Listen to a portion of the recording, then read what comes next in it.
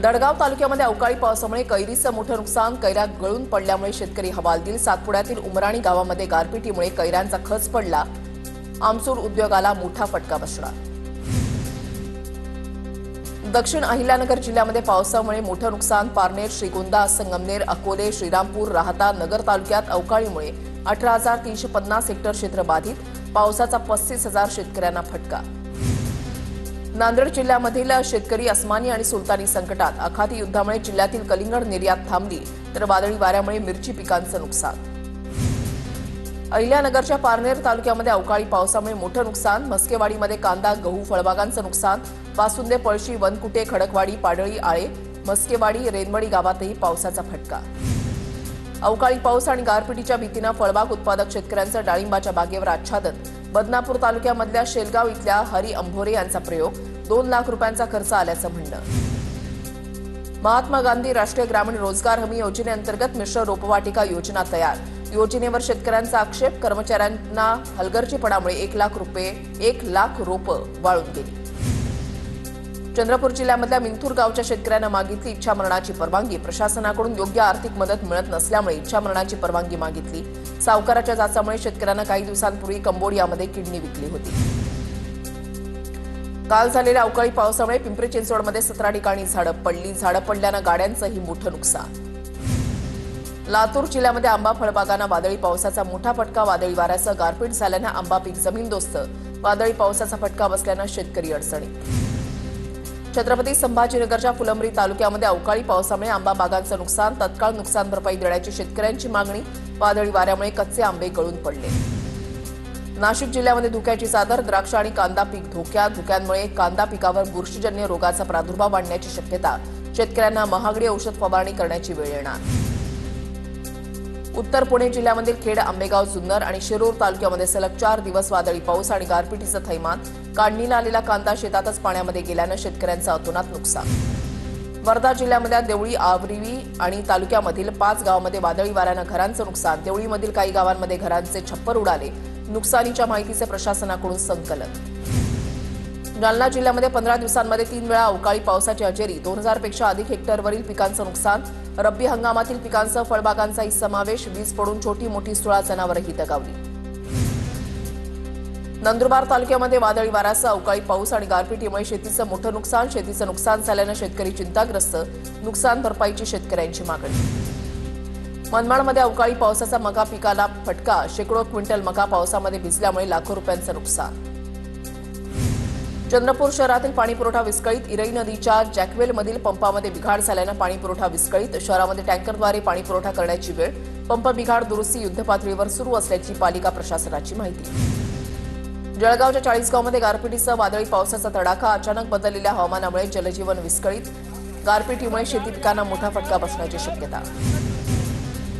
Chhatrapati संभाजीनगरमध्ये auto LPG गॅसचा तुटवडा, auto रिक्षांसाठी एकाही पंपावर गॅस मिळेना, शहरातील सर्व 26 पंप बंद, 25,000 ऑटो चालकांचा प्रश्न ऐरणीवर। अमरावतीमध्ये सलग 3ऱ्या आठवड्यातही सिलेंडरसाठी ग्राहकांची रांग, अंबादेवी मंदिर परिसरामधील भारत गॅस कंपनीच्या देशमुख गॅस एजन्सीच्या समोर नागरिकांची रांग, दरम्यान सिलेंडर घरपोच मिळेल असे बॅनर चालकांनी एजन्सीच्या बाहेर लावले। नागपूरमध्ये गॅस गोडाऊनमध्ये वितरण बंद, तरीही लोकांची रांग, खोगलीमधील गोडाऊनमधून सिलेंडरचं वितरण होणार नसल्याचा बोर्ड, गोडाऊनवर नो स्टॉकचा बोर्ड लागला असतानाही लोकांचा आग्रह, सिलेंडरचा ऑनलाईन नंबर लागत नसल्यानं अनेकांना मनस्ताप। छत्रपती संभाजीनगरच्या वाळूज एमआयडीसी परिसरामध्ये गॅस चोरीचा पर्दाफाश, एलपीजी टँकरचे सील तोडून चोरी करताना दोघांना अटक, 35,220 किलो गॅस, 2 टँकर आणि सिलेंडर असा 1.5 कोटींचा मुद्देमाल जप्त, वाळूज एमआयडीसी पोलीस ठाण्यामध्ये गुन्हा दाखल करण्याची प्रक्रिया सुरू। आखाती देशातील युद्धस्थितीचा परिणाम, मच्छीमारांच्या सवलतीच्या डिझेलवर, मच्छीमारांना दिल्या जाणाऱ्या सवलतीच्या डिझेलच्या दरामध्ये 23 रुपयांची विक्रमी वाढ, मच्छीमारांसाठी दिल्या जाणाऱ्या डिझेलची किंमत 92 वरून 115 रुपयांवर। छत्रपती संभाजीनगरमध्ये 3000 घरांना पाईपलाईनमधून गॅस पुरवठा, टप्प्याटप्प्यानं शहरातील 1 लाख घरातही पाईपलाईननं गॅस पुरवठा केला जाणार, सिलेंडर तुटवड्याच्या पार्श्वभूमीवर नागरिकांना मोठा दिलासा। रायगडमधील नागोठणे इथे पहाटे भीषण बस अपघात, 2 प्रवासी ठार तर 22 जखमींना कामोठ्यामधील एमजीएम रुग्णालयामध्ये दाखल करण्यात आलं, जखमींपैकी 3 जणांची प्रकृती अत्यवस्थ। पनवेलमध्ये जप्त केलेला 1,57,00,000हून अधिकचा मुद्देमाल मूळ मालकांना परत, पनवेल पोलिसांची उल्लेखनीय कामगिरी, कार, दुचाकी, मोबाईल, सोन्याचे दागिने मूळ मालकांना परत मिळाले। परभणी शहरातील नाट्यगृहाचं काम 6 वर्षांपासून रखडलं. नाट्यगृहाला निधी मिळत नसल्यामुळे काम अपूर्ण. नाट्यगृह परिसर तळीरामांचा अड्डा बनला. नाट्यगृहाच्या इमारतीबाहेर घाणीचं साम्राज्य. परभणी जिल्हा परिषदेमध्ये लावण्यात आलेले वॉटर कूलर फिल्टर पडले धूळ खात. हजारो रुपये खर्चून बसवण्यात आलेले कूलर फिल्टर बंद. नागरिकांच्या पिण्याच्या पाण्याची गैरसोय. छत्रपती संभाजीनगरच्या रोजाबाग परिसरामध्ये मध्यरात्री अज्ञातांनी वाहनं पेटवली. 3-4 चाकी वाहनं जळून खाक. संपूर्ण प्रकार सीसीटीव्ही कॅमेऱ्यामध्ये कैद.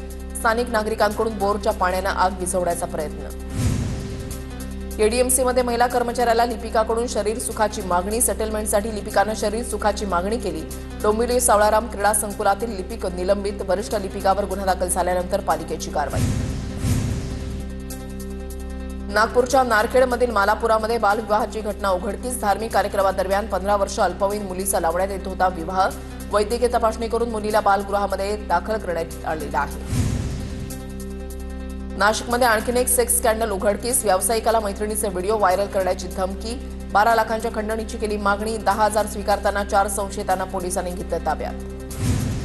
अहिल्यानगरच्या श्रीगोंदा तालुक्यामधल्या हंगेवाडी गावाची यात्रा मोठ्या उत्साहात संपन्न. स्वयंभू पंचलिंग पुरातन शंकर मंदिरामध्ये शिवपार्वतीचा विवाह सोहळा. शिवपार्वतीच्या लग्न सोहळ्यासाठी हजारो भाविकांची उपस्थिती.